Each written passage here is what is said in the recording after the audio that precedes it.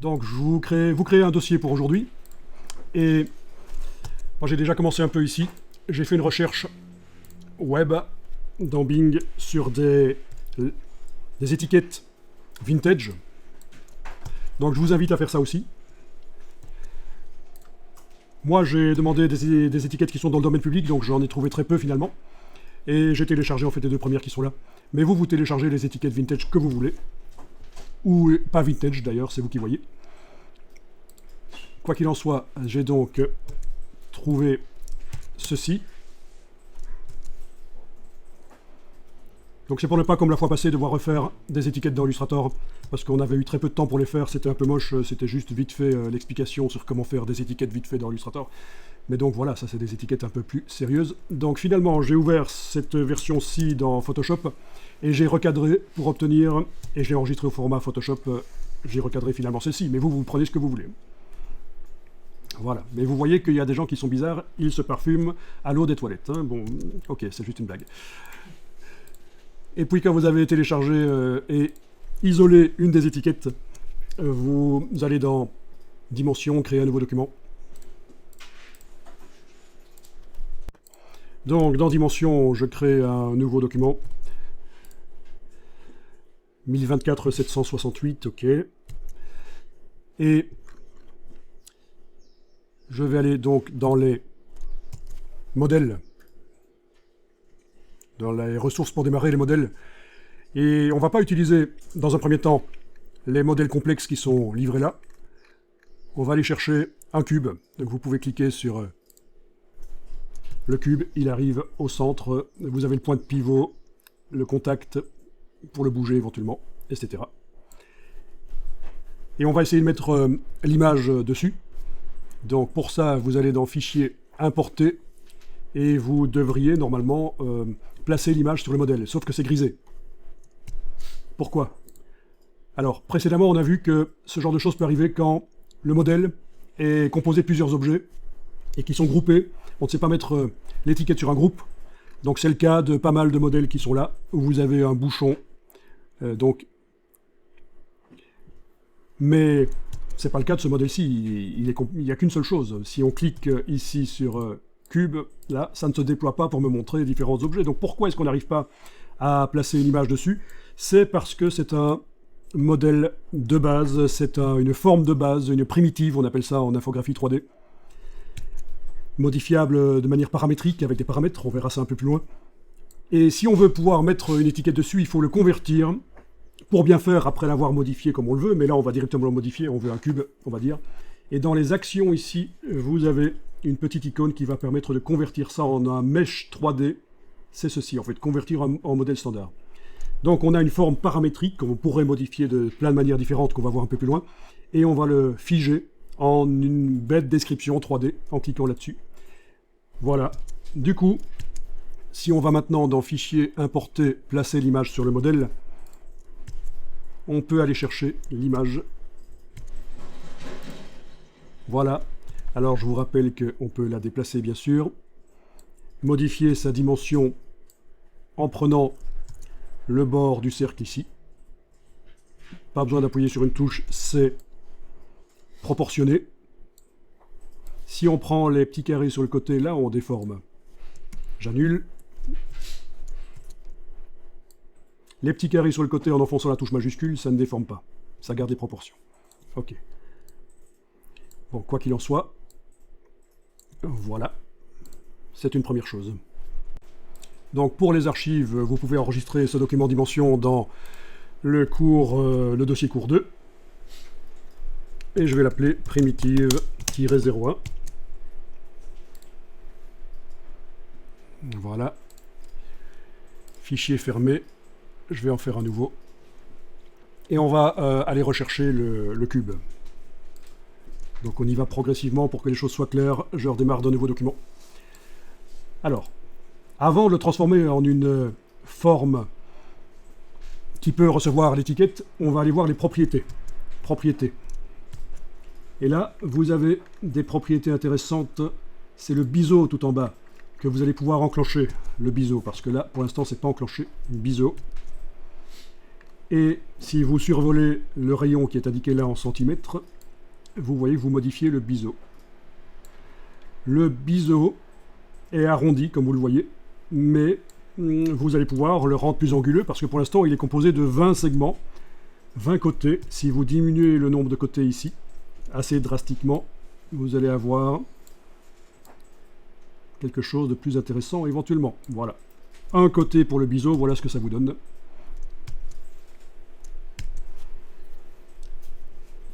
En imaginant que c'est ce que vous vouliez, vous allez pouvoir convertir la forme en modèle standard avec l'icône dans la palette action, et bien sûr lui mettre une étiquette. Mais bien sûr, s'il faut modifier la valeur de biseau, là c'est foutu, ça ne marche plus. Hein. Ce n'est plus une primitive, on ne sait plus modifier comme on veut le biseau.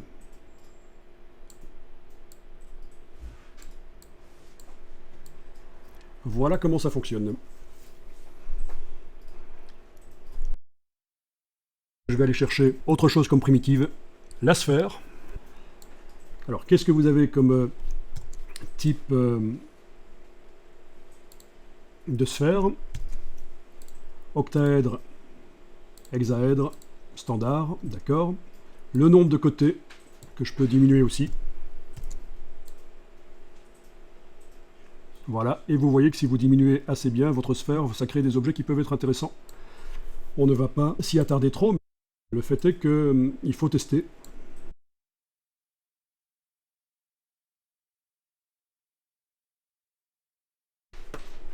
Orbite caméra pour mieux voir.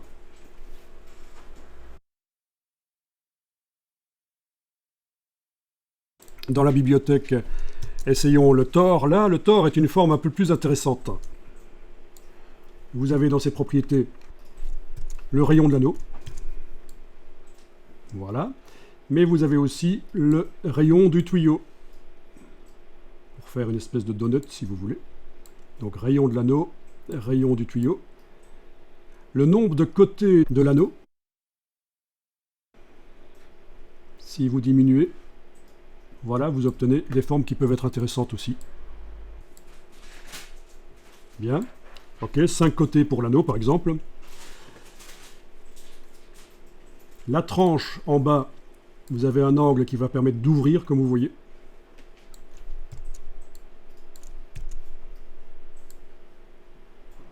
Pour l'instant, le tuyau est resté cylindrique, mais il y a aussi possibilité d'aller modifier le nombre de côtés du tuyau, qui est resté à 48, donc il apparaît cylindrique. Voilà. Le cône. Donc rayon supérieur, rayon inférieur, nombre de côtés.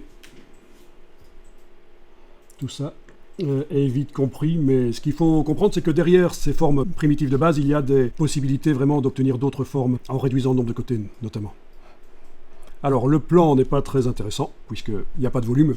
Et le dernier, ici, le cylindre. Vous avez la tranche qui peut vous servir à faire un Pac-Man si vous voulez, mais enfin, si la hauteur était diminuée, ce serait pas plus mal. Voilà, donc je vais enregistrer ce document. Je vais appeler ça primitive-02.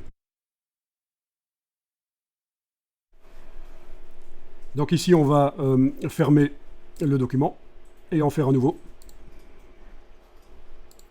Donc le texte, j'y reviendrai plus tard. On va démarrer de modèles fournis ici en standard et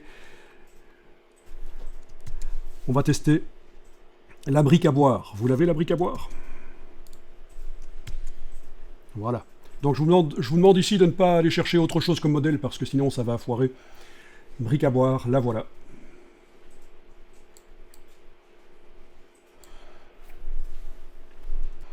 Donc si on voulait mettre sur cette brique à boire l'étiquette qu'on était chercher là dans Photoshop, enfin sur le web au départ, c'est simple. Si vous le voyez dans la palette scène là, c'est pas un objet complexe, il est composé d'une seule forme. C'est pas comme s'il y avait un bouchon, quoi. Donc là, il n'y a même pas besoin d'aller dire qu'on va travailler sur une partie de l'objet. Donc il suffit de faire évidemment fichier importer, placer l'image sur le modèle. On peut aussi glisser l'image Je ne l'ai pas encore montré, mais on peut bien sûr aller chercher l'image dans le Finder si vous êtes sur un Mac, ou dans l'explorateur de fichiers si vous êtes sur Windows, bien sûr, vous allez pouvoir déplacer directement le fichier. De préférence un PSD, parce que comme ça, c'est modifiable facilement en ajoutant des calques, évidemment. Le déplacer directement sur le modèle, et voilà, il arrive. Vous l'avez, d'une manière ou d'une autre, en faisant fichier importer, placer sur le modèle, ou en déplaçant le fichier PSD directement. Voilà. Donc avec la flèche noire, je repositionne, je redimensionne, etc. Bon, ça a l'air un peu terne, mais bien sûr, si on fait un rendu, si on règle les éclairages, tout ça sera corrigé, ce sera beaucoup plus correct, évidemment. Est-ce que vous avez toujours dans le panneau propriétés, ici, position, décalcomanie et fond? Donc, position, décalcomanie, c'est une étiquette qu'on met sur le modèle, et si vous choisissez fond, ça va tenter de recouvrir l'objet avec ce que vous avez amené comme image. Voilà. Dans le cas d'une étiquette, ça n'a pas de sens. C'est plutôt pour un motif. On pourrait aller chercher à un certain moment un motif. On peut mettre plusieurs images sur un modèle, et un des motifs sera en fond, avec une répétition, ici. Donc, dans ce cas-ci, c'est bien décalcomanie qu'il faut dans le cas d'une étiquette. Parfait.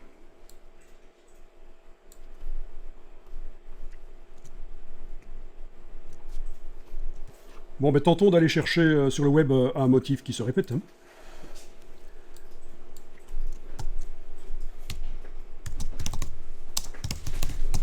Alors, je vais peut-être taper juste Vintage Pattern sur Bing.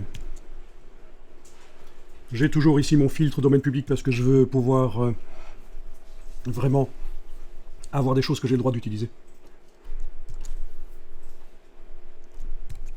Et je vais tenter donc d'aller chercher un motif au raccord. Donc par exemple celui-ci sur lequel j'ai cliqué, est-ce qu'il est au raccord? Et il a l'air d'être au raccord, puisque la rose qui dépasse par la gauche là, réapparaît par la droite. Le bouton de rose qui dépasse par la droite ici réapparaît par la gauche, plus ou moins. On va tenter. Ça a l'air d'être au raccord.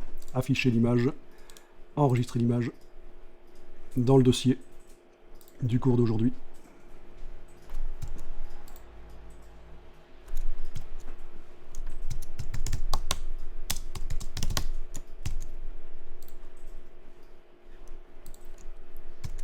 Quel est le format? C'est du JPEG dans mon cas, ça passe. Bon, idéalement, il faudrait le faire passer par Photoshop pour quand même l'enregistrer au format Photoshop avant de l'amener dans Dimension, ce serait pas plus mal. Donc, c'est malin. Voilà.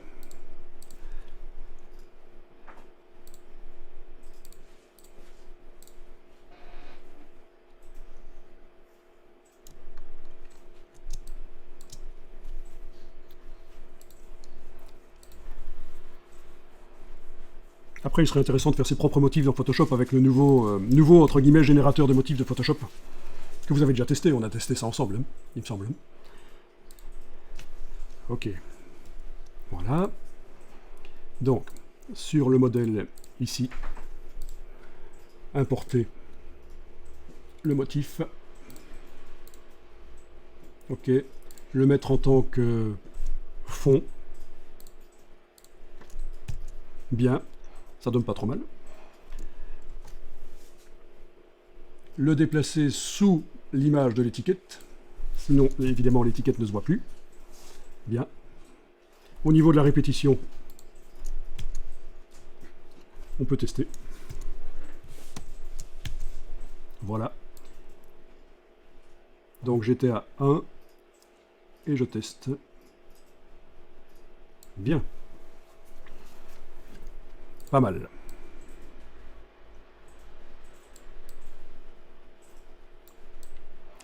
Donc ça, c'est une manière de faire les packaging. Un truc qui serait intéressant, c'est que l'étiquette ait un vernis sélectif. Vous voyez ce que c'est un vernis sélectif? Donc sur le packaging, il y a un vernis seulement à un certain endroit. Pour faire briller, c'est ça. Donc ça, c'est quelque chose qu'on avait vu rapidement, je pense, la fois passée. Donc je vais aller sur l'image de l'étiquette ici, et dans les propriétés ici, Je vais augmenter l'effet métallique, ça devrait le faire. Voilà. Si je prends l'orbite caméra, ça se voit que ça brille. Uniquement l'étiquette. Et encore, là je ne suis même pas en simulation de rendu rapide. Si j'active le rendu rapide, ça fait du vrai ray tracing et ça me crée les ombres, oui. Et ça va aussi refléter d'autres objets qui se trouveraient dans la scène éventuellement. Amusant. Intéressant.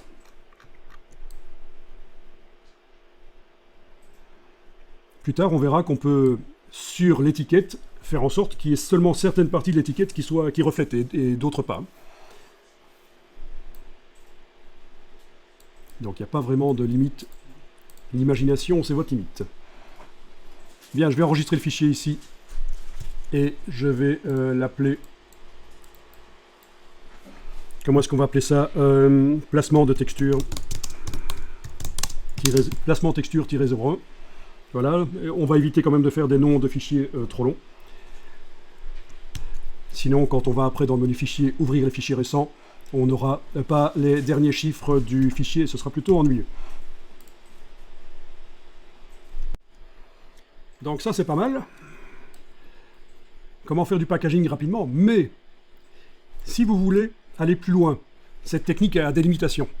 Par exemple, si je voulais que sur la tranche ici supérieure, il y ait une couleur bien spécifique, ou une image bien spécifique. Si je voulais qu'ici, il y ait une image bien spécifique, ou sur le côté ici, ou sur une des faces, ça va être très difficile de le faire par cette méthode-là. C'est pour ça qu'on va voir une autre méthode hyper intéressante et assez habituelle en 3D, c'est ce qu'on appelle le dépliement UV. Ça doit dire quelque chose à certains qui touchent déjà à Blender peut-être, ou à d'autres logiciels 3D. Le unwrapping des textures. Bien, donc je vais fermer le document ici, et on va démarrer de nouveau, ce sera pas plus mal. Toujours avec, c'est important, prenez pas n'importe quoi, toujours avec la brique à boire.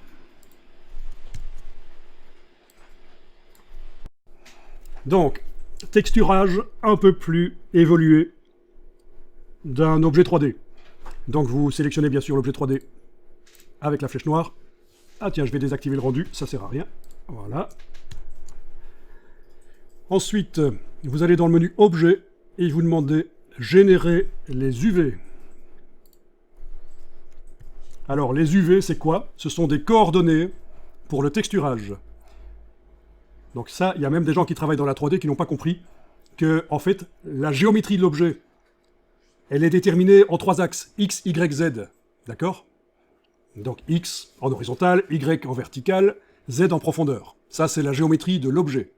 Et alors, sur cet objet 3D, il y a une géométrie 2D qui se place, et tout simplement, puisque les axes X, Y étaient déjà utilisés par la géométrie 3D, ce sont les lettres qui précèdent dans l'alphabet UV, qui servent en fait. C'est souvent comme ça, quand vous voyez des coordonnées UV, ça veut dire qu'au même endroit, il y a quelque chose qui utilise déjà les coordonnées X, Y, Z, tout simplement. Donc c'est le UV. Voilà l'explication. Donc, rien ne se voit. Là, on va demander, menu objet, exporter les UV. Et alors, on vous demande dans quoi vous voulez l'exporter, enregistrer sous, il y a un lien, vous allez pointer vers le bon dossier, cours 2 dans ce cas-ci, voilà. Ok.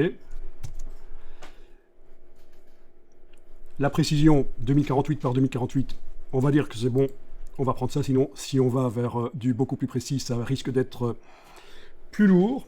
Et puisque chaque fois que vous passez, vous doublez les dimensions pixels, vous quadruplez la surface et le poids du fichier. Donc ici, à 8192, on est à 16 fois plus lourd que 2048. Hein. Bon, 2048, on va dire c'est bon. Exporter. Et ça vous crée un fichier Photoshop. Et on va aller jeter un coup d'œil pour voir ce qu'il y a dans ce fichier Photoshop. Donc vous allez dans Photoshop, ouvrir le fichier.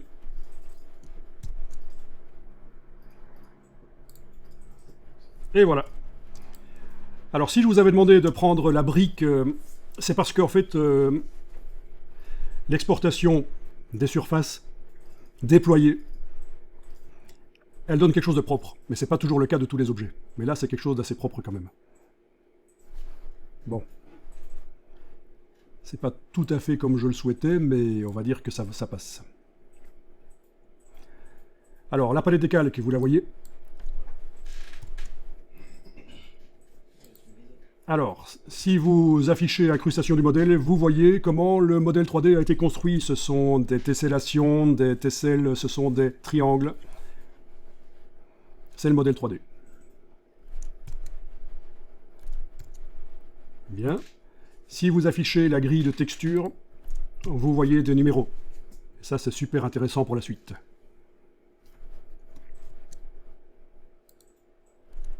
Ok. Bon, ben vous pouvez fermer le fichier, là. Pas besoin d'enregistrer. Et on va retourner dans Dimension.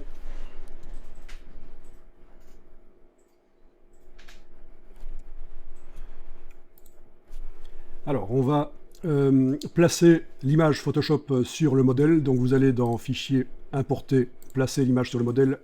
Vous allez chercher. Bien. Donc ici, il va falloir, à la place de décalcomanie, choisir Fond.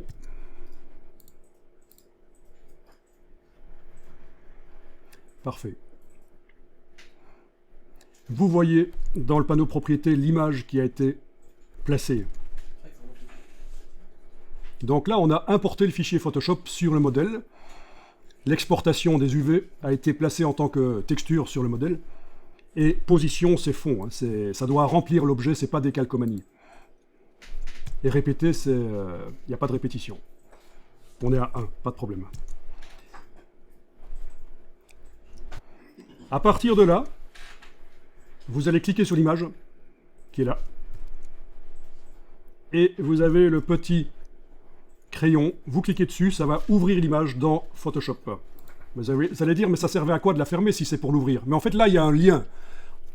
Dès qu'on va modifier l'image en Photoshop et qu'on l'enregistre, sans même la fermer, ça va se répercuter dans Dimension. Donc, l'image est ouverte dans Photoshop. Essayez d'afficher éventuellement d'abord l'incrustation du modèle. Faites un fichier enregistré dans Photoshop, CTRL-S, commande S. Allez voir dans Dimension ce que ça donne. Vous devriez voir que ça correspond. Ça a l'air nickel. Si on tourne autour de l'objet avec l'outil Orbit, on devrait voir que c'est correct.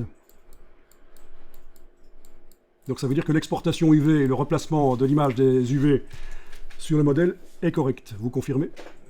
Parfait. Dans Photoshop, vous allez pouvoir afficher la grille de texture. Vous faites un enregistrement, vous allez voir. Voilà. Et c'est à ça que ça sert en fait, ces numéros.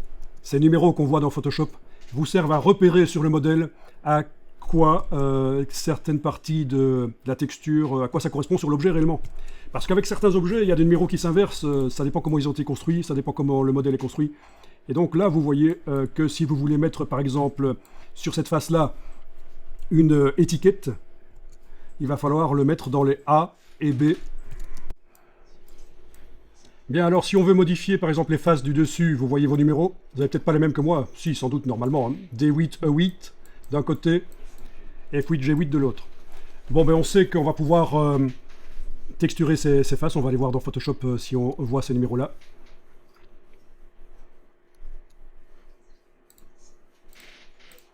Bon, ben c'est là en fait. Hein. D8, E8, c'est cette partie-là visiblement. Et alors on a F8, G8. Ah ben c'est cette partie-là. Voilà. Donc ce que vous pourriez tester ici dans Photoshop, c'est déjà enlever les yeux en face de grille de texture et incrustation du modèle. On n'en a pas vraiment besoin.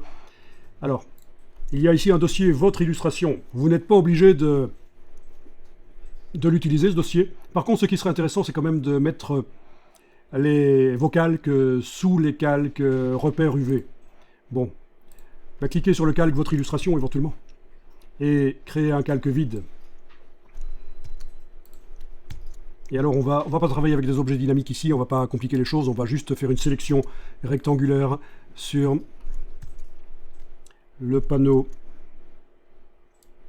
ici.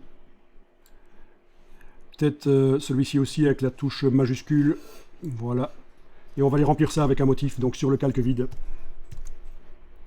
On pourrait remplir avec une couleur, ça marcherait aussi bien sûr. Édition, remplir avec motif, lequel, vous en avez peut-être qui sont intéressants là-dedans, ce que vous avez là. Vous les voyez?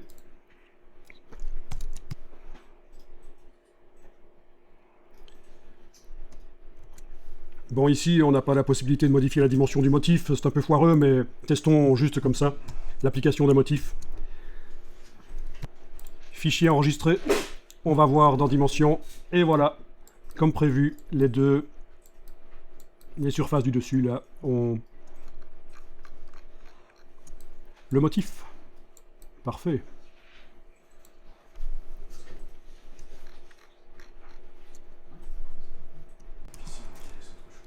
Bon, si on veut pouvoir modifier la dimension du motif, il faut réfléchir un peu. C'est du Photoshop. Donc ce qu'on pourrait faire ici, c'est un nouveau calque de remplissage de type motif.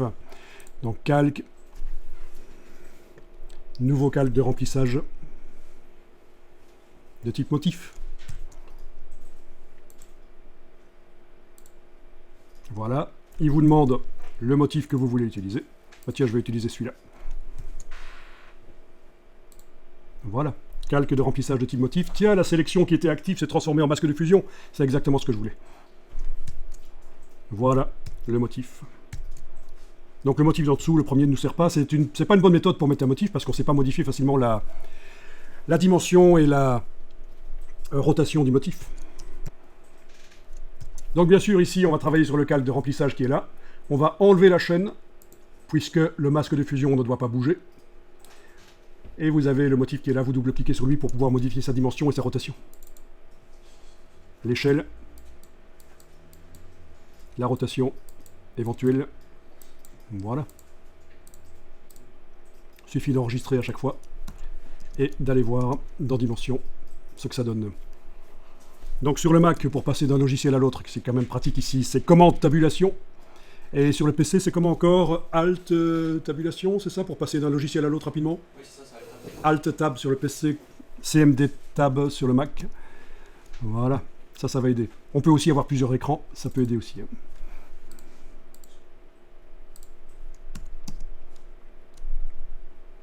Intéressant, n'est-ce pas? Je sais pas ce que j'ai fait, mais ça va pas. Bon, pour le reste, je vais faire du remplissage uni, pourquoi pas. Donc, sélection en plusieurs fois, éventuellement avec la touche majuscule. Là, tiens, il faut que j'enlève là avec la touche Alt. Voilà. Ici en bas, c'est certainement le fond. Oui, c'est le fond de la boîte, le carré en bas. Hein. Ok. Donc là, nouveau calque, et on remplit. Édition remplir, avec une couleur.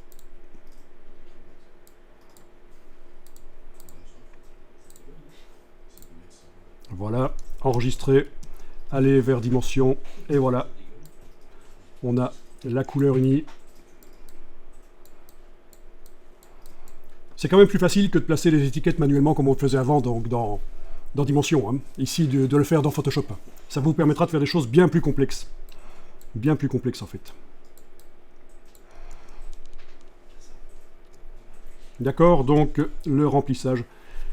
Oui, évidemment, j'aurais pu remplir complètement le calque et le placer sous le calque de la texture. Ça aurait fonctionné aussi. Hein. J'étais pas obligé de faire une sélection en fait.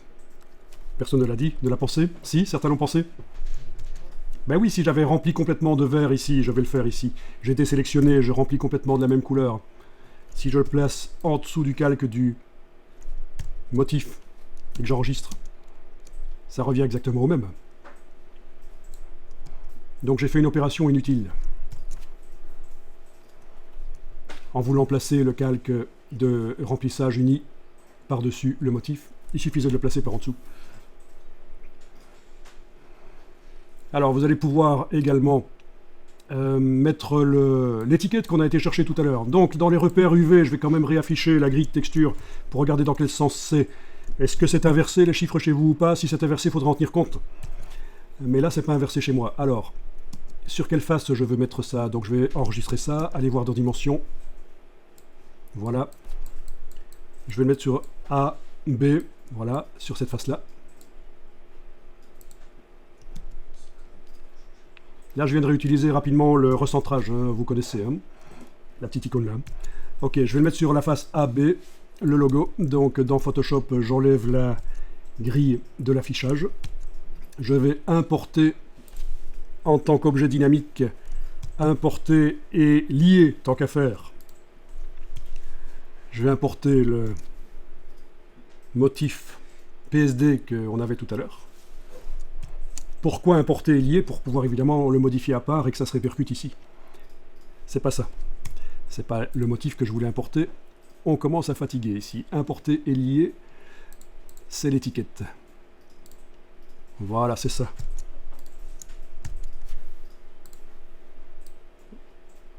Voilà.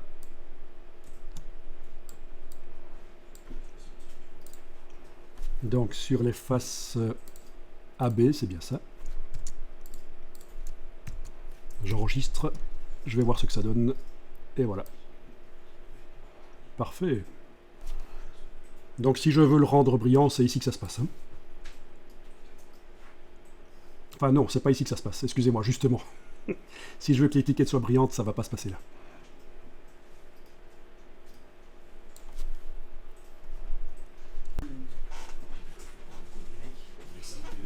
Alors voilà, ici j'ai le modèle avec l'étiquette qui brille, vous voyez. Bon, il n'y a pas énormément d'éclairage ni d'environnement, donc on voit pas grand-chose, mais on voit que normalement l'étiquette brille uniquement l'étiquette. Donc comment est-ce que ça a été fait? Eh bien, dans Photoshop, j'ai fait un document spécial au départ du document qui était ouvert. Donc, dans Photoshop, vous aviez le document, alors où est-ce qu'il est? Voilà, celui-là. Donc dans ce document-ci que vous avez, j'ai simplement enlevé le fond vert, le motif, le fond blanc aussi. Dans les repères UV, j'ai enlevé les contours et la zone non modifiable, qui n'apparaissent pas sur l'objet puisqu'elles sont en dehors des surfaces de l'objet, mais malgré tout, c'est pas plus mal. Ouais, ceci dit, c'est peut-être un peu inutile de les enlever en fait. Donc le motif aussi doit être enlevé, voilà. Je fais une version spéciale que j'enregistre ici.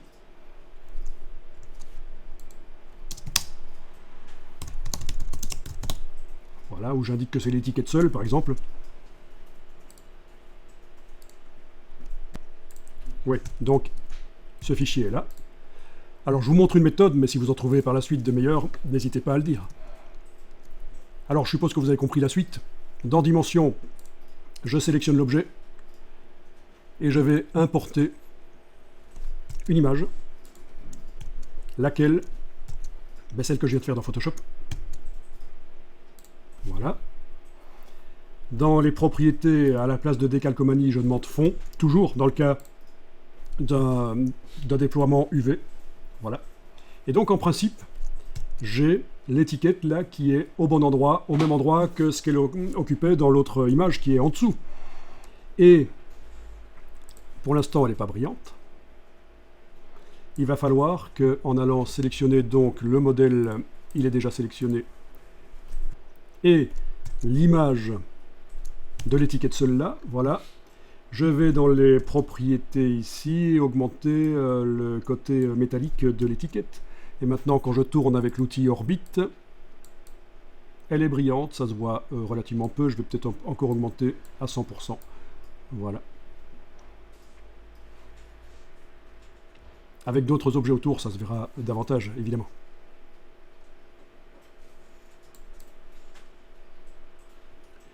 Je vais peut-être aller mettre un éclairage quand même, d'autres éclairages.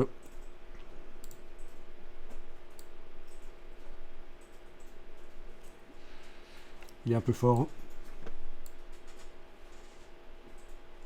Ah, ça va mieux là. On voit mieux le côté brillant de l'étiquette. Bon ben voilà, ça c'est une solution. C'est intéressant, c'est marrant. À propos de l'éclairage, vous vous souvenez, la fois passée, on a mis une image de fond derrière, 2D, qui servait de faux décor en fait, hein, et on avait utilisé un système de placement automatique, de détection automatique du sol. Il faut savoir que là derrière, ce qui entre en jeu, c'est ce qu'on appelle Adobe Sensei. Je ne sais pas si vous avez déjà entendu parler de Adobe Sensei. Ça, c'est quelque chose qui va révolutionner le graphisme dans les années à venir. C'est l'intelligence artificielle. Donc c'est l'intelligence artificielle qui, en fonction de la photo, trouve où se trouve le plan dans la photo, mais également l'éclairage. Donc ça vous crée aussi un éclairage automatiquement, en fonction de l'éclairage qui se trouve dans la photo 2D. Donc on n'en avait pas parlé la fois passée, mais c'est quand même assez puissant.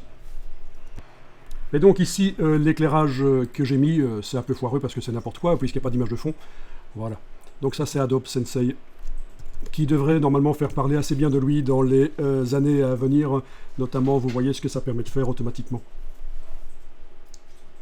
C'est très difficile de faire ça en vidéo. Une route avec de la texture qui remplace donc la voiture. Pas évident. Oui, donc n'hésitez pas à tester ça. Vous allez dans les ressources pour démarrer, chercher une des images qui sont proposées. La table ici, par exemple, voilà. Ensuite, dans les actions, vous avez adapté à l'image et redimensionnement de la zone de travail, mais surtout créer les éclairages. Voilà ce dont je vous parlais. Et adapter la perspective, bien sûr, c'est ce qu'on avait principalement testé. Donc là, ça travaille. Donc là, il faut tourner l'objet, bien sûr.